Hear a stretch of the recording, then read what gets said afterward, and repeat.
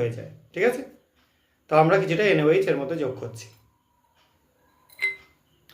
দেখো NaOH হচ্ছে একটা অ্যালকালি বা ক্ষার।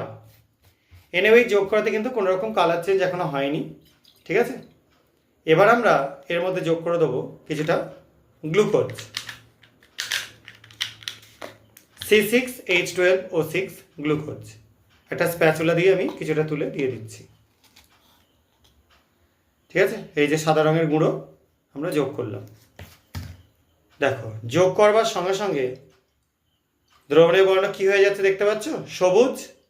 নিশ্চয়ই এই কালারটা নিয়ে কারো কোনো অসুবিধা নেই, একদম সবুজ বর্ণ তৈরি হয়ে যাচ্ছে। এবার কন্টিনিউ আমরা এটাকে এরকমভাবে ঘোরাতে থাকছি, নাড়াতে থাকছি, এবং আমরা দেখব এরপর এর কোনো বর্ণ পরিবর্তন ঘটে কিনা। একদম ট্রাফিক সিগন্যালের মতো, একসময় লালের জায়গাতে বেগুনি ছিল, এবার সবুজ হয়ে যাচ্ছে। তারপর কি দেখব, কি কালার আসে। দেখো সবুজটা কিন্তু যথেষ্ট পরিবর্তন হয়ে গেছে। কি দেখতে পাচ্ছ, একটা ডিপ ব্রাউন কালার চলে আসছে। এবং আমরা এরকম যদি কন্টিনিউ করতে থাকি, শেষ পর্যন্ত কি কালার আসে সেটা একটু ওয়েট করব।